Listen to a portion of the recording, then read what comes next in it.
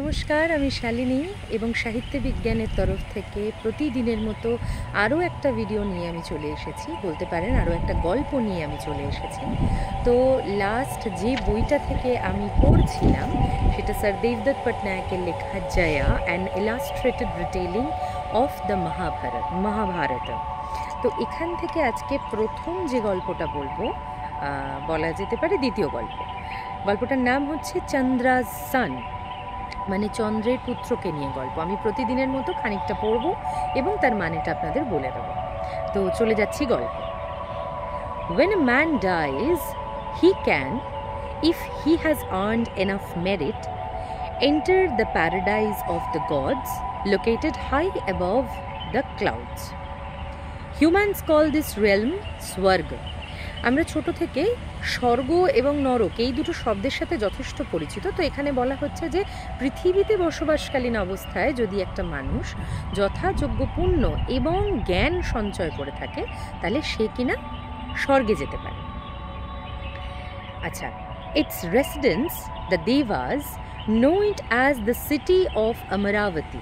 এবার স্বর্গে যারা থাকেন অর্থাৎ ওখানকার রেসিডেন্স বাসিন্দা কারা না দেবাস, তারা কি বলছেন না তারা এই স্বর্গকে অমরাবতী নামে রেখে থাকেন। Here there is no pain or suffering, all dreams are fulfilled and all wishes are granted. এবার বলা হচ্ছে যে এমন একটা জায়গা স্বর্গ যেখানে কিনা সমস্ত আমাদের সমস্ত ইচ্ছা, আমাদের সমস্ত চাহিদা সব কিছু পূর্ণ হয় এবং সেখানে কোনো রকম কোনো কষ্টের জায়গা নেই, সাফারিংয়ের জায়গা নেই। To sustain this delight, the devas have to, at regular intervals, defeat their eternal enemies, the asuras, who live under the earth. তো এইখানে এই স্বর্গে সুখ বজায় রাখার জন্য দেবতাদের কি করতে হয় না নির্দিষ্ট ইন্টারভ্যালে অর্থাৎ বিরতি পরপর তাদের অসুরদের সাথে যুদ্ধ হয় এবং সেই যুদ্ধে অসুরদেরকে কি করতে হয় না ডিফিট করতে হয়, হারিয়ে দিতে হয়। দ্য আসুরাস, আচ্ছা লিভ আন্ডার দ্য আর্থ পড়লাম, তো there victory depends on the power of yajna. তো এই যুদ্ধে জেতার জন্য আমরা বিভিন্ন জায়গায় আগে যখন পড়েছি আমরা সবাই পড়েছি যে যুদ্ধকালীন সময় বা যুদ্ধের আগের সময় রাজারা বা দেবতারা অসুররা বিভিন্ন রকম সময় আর কি তারা কি করেছে যজ্ঞ করেছে। সেই যজ্ঞের মূল উদ্দেশ্য কি ছিল না যুদ্ধে যাতে তারা জয়লাভ করে। তো সেই রকম এই যে যুদ্ধগুলো হতো দেবতাদের সাথে অসুরদের, সেই যুদ্ধে জেতার জন্য কিন্তু প্রয়োজন ছিল যজ্ঞ সম্পন্ন করতে পারে। বৃহস্পতি, god of the planet Jupiter, performs the যজ্ঞ ফর দ্য দেবাস। তো বৃহস্পতি কে ছিলেন না বৃহস্পতি ছিলেন হচ্ছে দেবগুরু। বলা যায় বৃহস্পতি ছিলেন বলবো না, বৃহস্পতিকে মানা হয় যে তিনি দেবতাদের গুরু, শিক্ষাগুরু। তো দেবগুরু বৃহস্পতি এই যজ্ঞটা শেষ করতেন বা যজ্ঞটা করতেন। For the ritual to be successful Brihaspati needs his wife Tara, goddess of the star, to sit by his side. তো কি বলছেন না বৃহস্পতির কি প্রয়োজন ছিল না তার স্ত্রীকে প্রয়োজন ছিল। কি প্রয়োজন ছিল? স্ত্রী কে ছিলেন না তারা, তাকে নক্ষত্রদের গডেস বলা চলে, দেবী বলা চলে। এবং এখানে এটাই বলা হচ্ছে যে এই যজ্ঞ সম্পন্ন করার জন্য বৃহস্পতির তার স্ত্রীকে তার পাশে সব সময় প্রয়োজন ছিল। বাট ওয়ান ডে তারা লেফট বৃহস্পতির side and eloped with the moon god Chandra. এক্ষেত্রে বলে রাখি এইখানে কিন্তু গল্প শুরু হচ্ছে যে একদিন কি হলো না তারা আর বৃহস্পতির সাথে দেবগুরু বৃহস্পতির সাথে থাকলেন না, তিনি পালিয়ে গেলেন কার সাথে? এলোপড মানে পালিয়ে যাওয়া। পালিয়ে গেলেন কার সাথে? দ্য মুন গড চন্দ্রের সাথে পালিয়ে গেলেন। তারা had grown tired of her analytical husband who was more interested in ritual than হার। আজকে ভীষণ হাওয়া দিচ্ছে, তো একটু হাওয়ার আওয়াজ আসতে পারে, but I am genuinely enjoying this story here.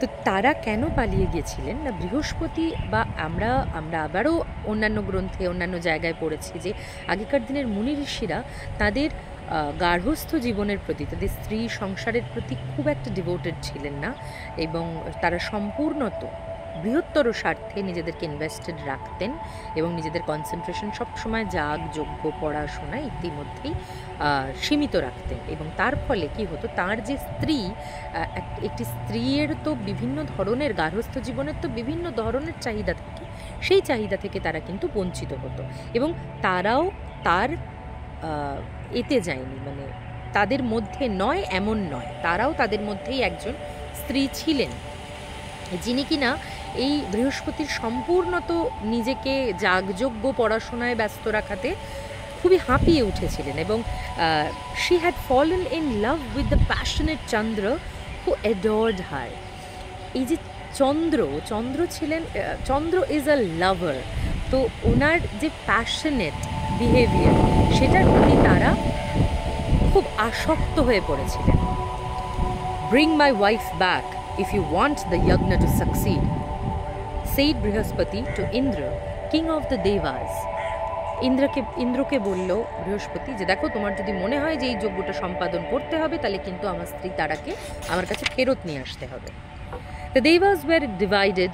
Should they force Tara to return to her husband, who saw her merely as an instrument of ritual, or should she be allowed to stay with her lover who made her feel alive? মানে এবার দেবতারাও একটা দোনোমনোভাবে পড়ে গেল, যে কিছু অংশ ভাবতে লাগলো যে তারাকে কি সত্যিই ফেরত আনা উচিত হবে বৃহস্পতির কাছে, যে কিনা তাকে শুধুমাত্র যজ্ঞে সাফল্য লাভ করার একটা ইনস্ট্রুমেন্ট হিসেবে বা যন্ত্র হিসেবে ব্যবহার করেন, নাকি বা দেখেন, ব্যবহার করেন খুব ভুল শব্দ, দেখেন, নাকি তাকে তার এই যে এতদিন পরে সে লাভড ফিল করেছে, অ্যালাইভ ফিল করেছে, এই লাভড ফিল করার জন্য, সেটার জন্য তাকে তার জীবন, তার ডিসিশনটা বাঁচার অধিকার দেওয়া প্রয়োজন। তো অনেক ভাবনা চিন্তা করার পর দেবতারা এটা বুঝতে পারেন যে তারার ইচ্ছা যদি সম্পন্ন হতে দেওয়া যায় তাহলে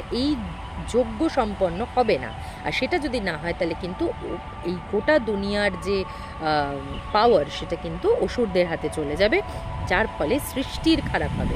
সুতরাং বৃহত্তর স্বার্থের জন্য ক্ষুদ্রতর স্বার্থকে বিসর্জন দিতেই হবে। অ্যান্ড ফাইনালি তারা return রিলাক্টেন্টলি। When she came, it was clear she was with child. Both Chandra and Brihaspati claimed to be father. দুজনেই বলল যে আমি সন্তানের বাবা। Tara remained silent and stubbornly refusing to give out the identity of the man who had made her pregnant. তারা কিছু বলল না, চুপ থাকলো।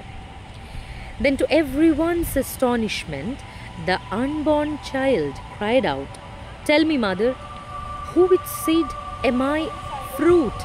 I deserve to know." হঠাৎ সকলকে চমকে দিয়ে তারার গর্ভের সন্তান হঠাৎ বলে ওঠে যে মা, আমার বাবা কে, আমি কার পুত্র, সেই পরিচয় তুমি দাও, আমার জন্য এটা জানা খুব প্রয়োজনীয়। Everyone assembled was impressed by the unborn child's desire to know the truth. They declared the child would be the Lord of Buddhi, the intellect, that part of the mind which enables one to distinguish truth from the falsehood and thereby make choices. He would be called Buddha. এই যে এত অকস্মাৎ একটা ঘটনা, যেটাতে দেবতারা অত্যন্ত impressed হয়ে বলল যে এই চাইল্ডের অনেক বুদ্ধি, যে কিনা এক গর্ভাবস্থাতেই জানতে চাইছে তার পিতৃ পরিচয় কী। সুতরাং এ বুদ্ধির রিপ্রেজেন্টেটিভ, ইন্টেলেক্টের রিপ্রেজেন্টেটিভ, এবং এর নাম হবে বুধ। Compelled by her child, Tara lowered her eyes and said, "You spring from Chandra's seed."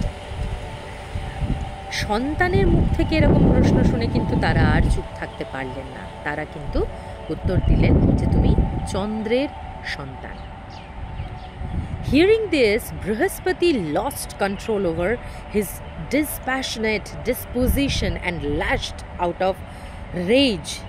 "May this love child of my unfaithful wife be of neuter gender, neither male nor female." তো এই যে কথাটা, এই যে স্টেটমেন্টটা তারা দিলেন যে তুমি চন্দ্রের পুত্র, এতে বৃহস্পতি খুব রেগে গেলেন এবং বুধকে, বা তখন তো গর্ভাবস্থায় রয়েছে বুধ, তো গর্ভে থাকাকালীন অবস্থাতেই ক্রুদ্ধ হয়ে তিনি মানে অত্যন্ত ভারী একটা অভিশাপ দিলেন যে এই বুধ যখন জন্মগ্রহণ করবে সে কিন্তু না স্ত্রী না পুরুষ হবে, সে কিন্তু নিউটার জেন্ডার হবে।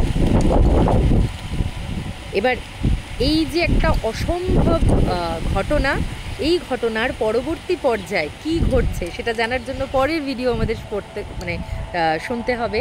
এবং যদি আজকের গল্পটা ভালো লেগে থাকে এবং যদি সমস্ত মানে আপনারা বুঝে থাকেন বা আমার বোঝানোতে কোনো অসুবিধা না থাকে, তাহলে অবশ্যই কমেন্ট করে জানাবেন।